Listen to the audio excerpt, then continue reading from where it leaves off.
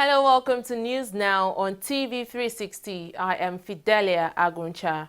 There appears to be more trouble for Nigeria's health sector as the joint health sector unions, in conjunction with the Assembly of Healthcare Professional Associations, on Wednesday warned of a looming strike action. The bodies are presenting a 6-point demand to the Nigerian government, which they say must be met within the next 7 days. The demands include adjustment of their salaries, abolition of skill-to-skill promotion, payment of outstanding arrears, among others. The warning comes as the government continues negotiations with the National Association of Resident Doctors to end their strike action, which commenced on September 4th, 2017. A situation where one person goes on strike, an illegal strike, and you grant him amnesty, plus all that is demanded for. But a situation where the ministry will be biased to go to court to seek injunction to restrain the legitimate bodies from embarking on strike. But we sing hallelujah when it comes to Anambra is highly provocative. We are therefore left with no option than to give a final 7 days ultimatum, with effect from Thursday, 14th September 2017. And if by the midnight of Wednesday, 20th September 2017, our demands are not met, all our members nationwide are called upon to embark on indefinite total strike action. The Nigerian army has urged troops fighting the Boko Haram insurgency in the northeast to remain focused. 30 Commander Operation Lafia Dole Major General Ibrahim Atahiru, during an operational visit to the headquarters of 8 Task Force Division in Mongunu, charged troops not to relent until the insurgents are completely stamped out. The Nigerian army has recorded a great level of success in the fight against Boko Haram insurgents, dislodging the militants from their major stronghold in Sambisa Forest. The Nigerian army says it will discipline the soldiers involved in the fracas with members of the Nigerian Union of Journalists in Umuahia, capital of Abia State. John Emejo, the NUJ chairman in the state, had accused the army of attacking journalists at the NUJ headquarters. The army in a statement admitted the incident is true, but said the magnitude is not as was reported. The military, however, pledged to ensure the soldiers involved in the action face disciplinary measures. Retired personnel of the Nigerian Armed Forces on Wednesday staged a protest at Nigeria's Ministry of Finance demanding an upward review of the Veteran Pension Act. The officers, under the edges of coalition of concerned veterans, stormed the ministry chanting solidarity songs while holding onto placards with various inscriptions to convey their messages. We are here to demand for the payment of the balance of 20.37%, which was illegally deducted by government. And not only that, we have other demands. Yes, so soldiers who discharged from the army from June 2003 to 2007 were should pay their gratuity and pension. And our pension has been overdue since 2015, July. To date, it has not been increased. And we have soldiers who fought the civil war. Those who fought on the Biafran side, who served only 5 years during the government of Jonathan, were placed on pension. And those who fought on the Nigerian side, who spent more than 10 to 11, 12, 13 years, we are not placed on pension, and we want them to be placed on pension. So what is good for the goose is also good for the gander. We want, because we brought peace to this country. If there is no peace, there will be no development. Why should we be suffering in our country, the country we brought peace to? You will recall that there was an upward review of pension, as well as those that are in the civil service, whether serving and or retired, including the southern military personnel and, of course, other paramilitary. So that upward review was approved, signed and approved by Jonathan. But they refused to implement it until, for the very first time in the history of this country, we resorted to street protest. And that was 3 years after the upper review was, done and implemented for those that are serving. We did this job, and handed over to those that are presently there. And so we see no reason why, we'll be shortchanged. We'll be punished for having served this country with all honesty and in loyalty as well.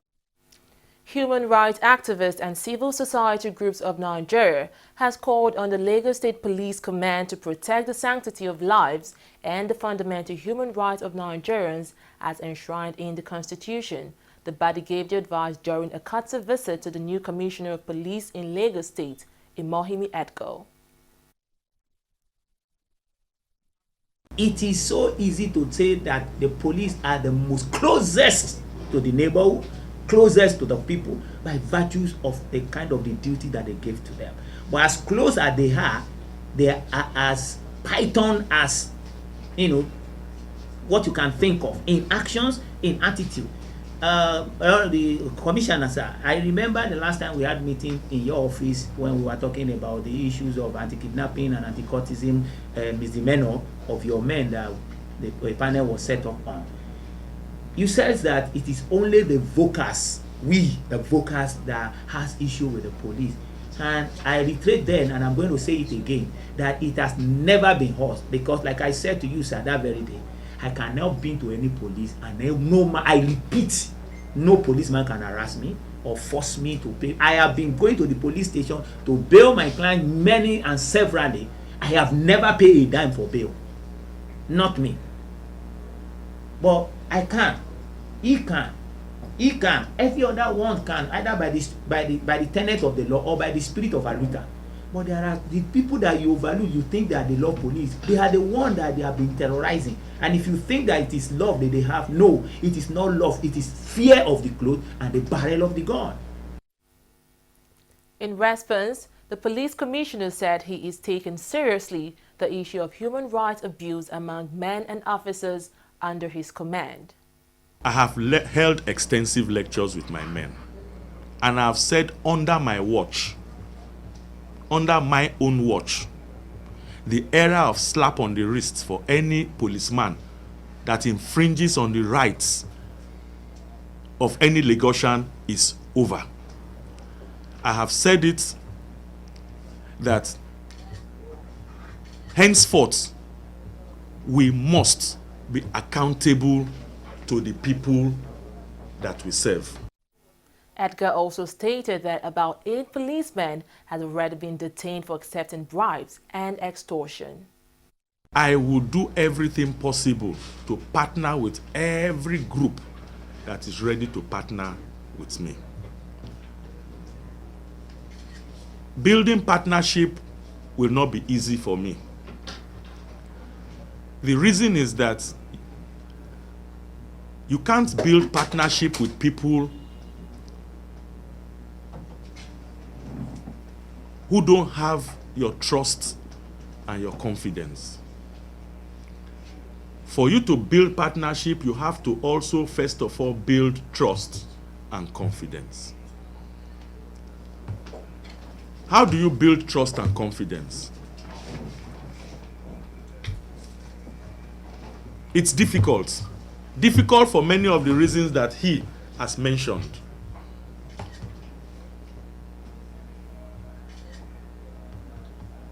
Difficult because most people have that perception already, and it's difficult. It's very difficult to erode the perception that policemen are known for infringement of fundamental human rights. Policemen are known for brutality. Policemen are known for corruption. Policemen are known for etc. The Chief Justice of Nigeria, Walter Onogen, has reaffirmed the commitment of the judiciary in the ongoing fight against corruption and other social vices in the country. Onogen said this while speaking at the 33rd Annual Judges Conference of the Federal High Court in Abuja. To demonstrate the commitment, the Chief Justice said judges and judicial officers shall perform their statutory functions in line with their oath of office and constitutional provisions.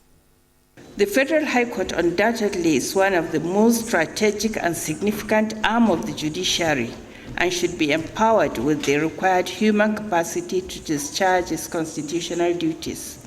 Thus, I assure your lordships that the process of appointing judges to this court is underway and would soon be completed with a view to ensuring that the court enjoys the full complement of its judicial officers as stipulated by the Constitution. I would also like to stress the fact that the judiciary remains committed in its responsibility towards the fight to tackle corruption as spearheaded by the federal government. I seize this opportunity to urge all other stakeholders involved in the dispensation of justice to perform their own roles effectively. It is our practice in the Federal High Court from inception for honorable judges of the court to meet annually to appraise the activities of previous years with a view to finding solutions and to identify some problems with a view to solving them. In the process of finding solutions to identify problems, honorable judges sincerely correct and apportion blames to their erring brother judges before they eventually rededicate themselves to the core values of our calling and profession.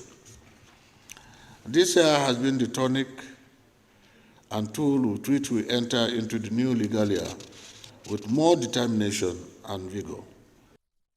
President Muhammadu Buhari on Wednesday presided over the Federal Executive Council meeting in Abuja. The meeting, which began at about 11 a.m., had in attendance most of the cabinet ministers, including controversial Minister of Women Affairs Aisha Al-Hassan. This is the president's second FEC meeting since his return from his medical vacation in London. The Lagos state government has restricted the operation of interstate buses and vehicles operating along Ikorodu Road. The buses can no longer go beyond Ojodu Bega and Ojota motor parks. The state government also issued a 7-day ultimatum to the bus operators to relocate to the designated interstate motor parks, after which stiff sanctions would apply to defaulters. According to the State Commissioner for Information and Strategy, Steve Ayorinde, the decision is in line with the government's vision to free the city of commotion caused by these vehicles. In line with the presidential mandate of rehabilitating the nation's 3 refineries, State Oil Firm NNPC has inaugurated 8 committees charged with returning the refineries to their expected capacities by the end of 2019. Group Managing Director of the corporation, Maikanti Baru, who inaugurated the committees, charged them to deploy out-of-the-box solutions to ensure the refineries return to their good old days of top-class performance. Although the target for the refineries rehab was to return them to 90% capacity utilization, Baru stressed that with more commitment from the committees, 100% capacity utilization was achievable. President Muhammadu Buhari will lead the Nigerian delegation to the 72nd UN General Assembly in New York. The Minister of Foreign Affairs, Geoffrey Onyema, revealed this on Wednesday when he briefed journalists on the conference scheduled to hold from September 12 to September 25th. Onyema said Nigeria would, at the meeting, renew its call for international support for the release of the remaining Chibok schoolgirls. He added Nigeria would also call for comprehensive reform of the UN, particularly the Security Council, to reflect effective, equitable, and fair representation. The Inspector General of Police, Ibrahim Idris, says over 21,000 policemen, 3 helicopters and gunboats have been deployed to Anambra State ahead of its upcoming governorship election. The police boss emphasized that necessary manpower and logistics have also been put in place to secure electorate, electoral officials, observers, and election materials that will be used for the polls. Idris assured that no group under any guise will be allowed to disrupt or cause violence before, during, and after the election billed for November 28, 2017.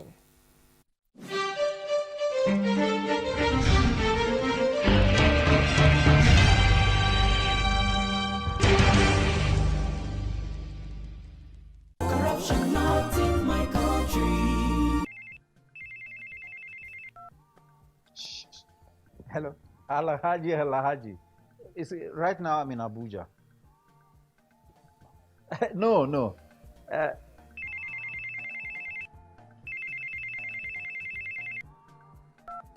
Hello? Adamu! Right now, I'm in Kano. Yes. When I get back, I will just call you. Look, what is wrong with you? I'm talking on the phone and you are gesticulating and doing. What's wrong with you? Daddy, where exactly are we as we speak?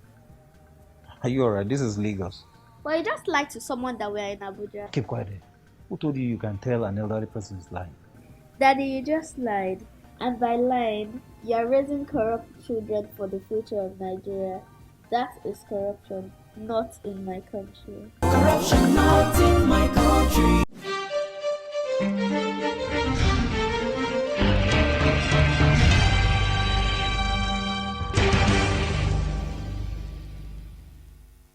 Welcome back. The intervention of the Central Bank of Nigeria in the foreign exchange market through special foreign exchange sales to banks has created stability in the forex market, with the naira exchanging for around 365 to the dollar for some time now. As at August, the CBN has injected over $9 billion into the interbank market through authorized dealers in 44 sessions beginning from February. While the intervention have helped in shoring up the value of the naira, there are concerns as to whether the apex banks will be able to sustain the trend. TV360 takes a look at the issue. In February this year, the Central Bank of Nigeria (CBN) commenced an aggressive intervention to ease pressure on Nigeria's forex market. Prior to this intervention policy, the exchange rate had at one point risen to as high as 525 naira to a dollar.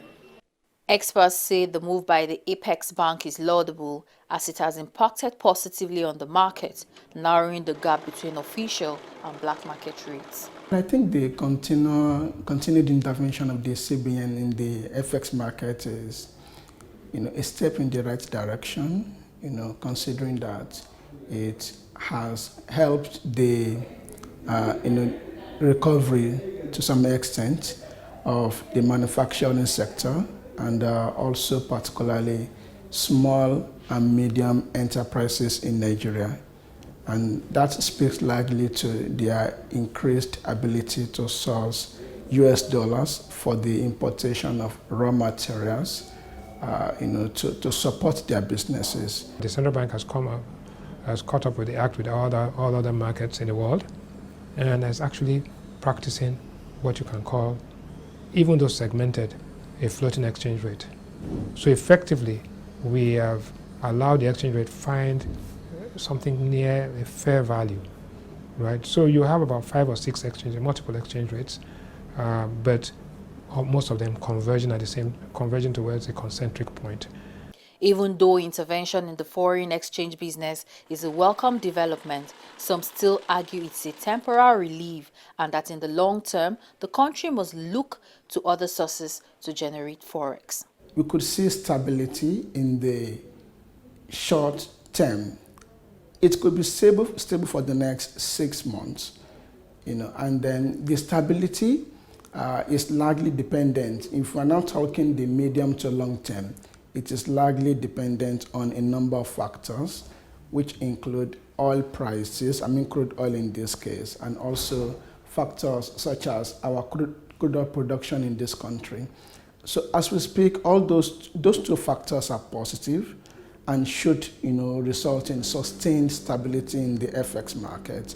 But in the long term, I think there's a need for the country to diversify the source of FX income into the Nigerian economy, shifting away from oil to other commodities, and speaking in this case about agric, and also a build-up of infrastructure. Due to these interventions, we've seen a bit of convergence between the parallel market rate and the NAFEX window, which caters to the IR and E window. So as such, as long as there's no external shocks, such as a downturn in global crude oil prices, as long as it continues to hover around current levels, as long as our production volumes remain stable and there are no shocks as to our production volumes, the CBN can continue to intervene in the foreign exchange markets.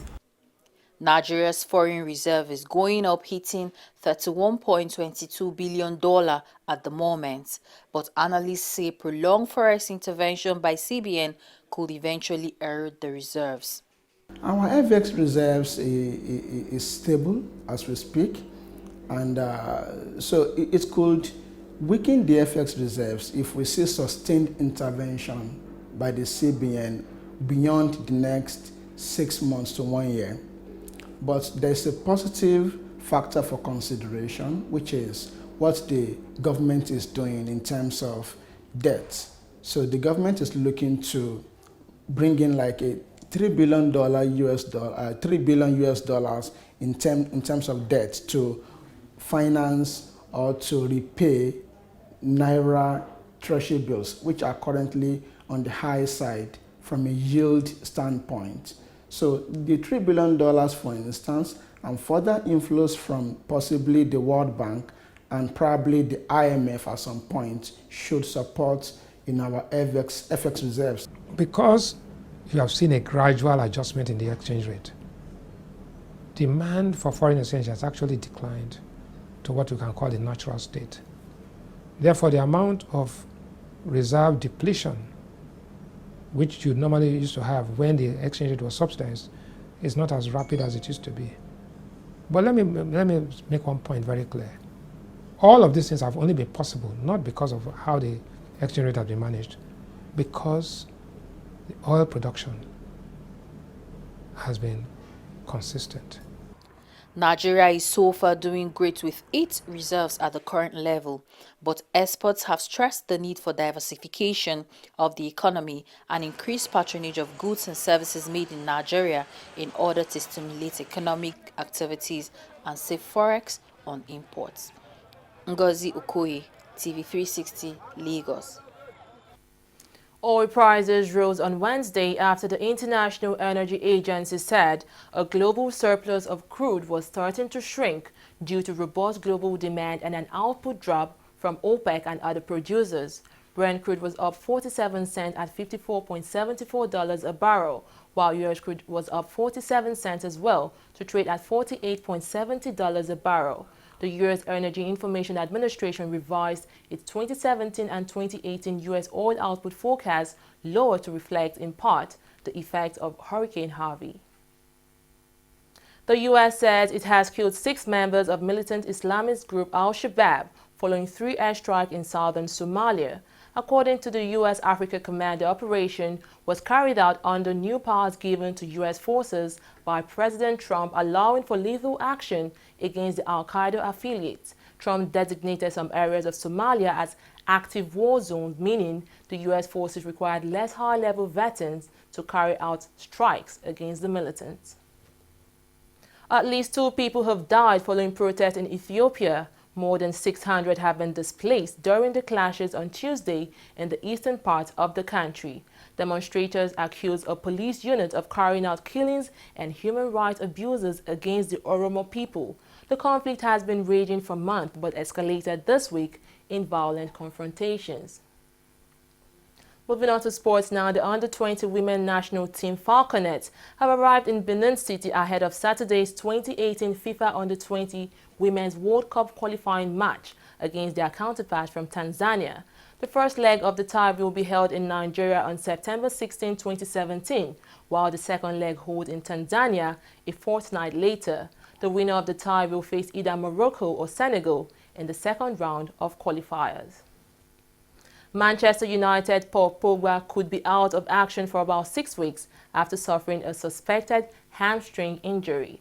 This is according to the club's coach Jose Mourinho. The midfielder left Old Trafford on crutches after United's Champions League return against Basel. Celtic have been charged by UEFA after a fan ran on the pitch and appeared to aim a kick at Paris Saint-Germain striker Kylian Mbappe. The incident happened late in the first half of Tuesday's Champions League match at Celtic Park shortly after the visitors' third goal in a 5-0 win. PSG also faced a charge after seats were damaged in the away section. The cases will be dealt by UEFA's Control, Ethics and Disciplinary Body on October 19, 2017. Well, that's all on news now. Thanks for watching. I am Fidelia Agunja.